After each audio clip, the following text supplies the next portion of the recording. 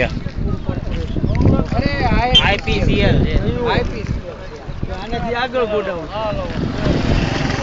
IPCL Bhavnagar IPCL हो.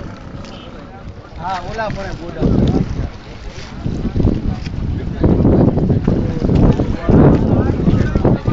नवी जगह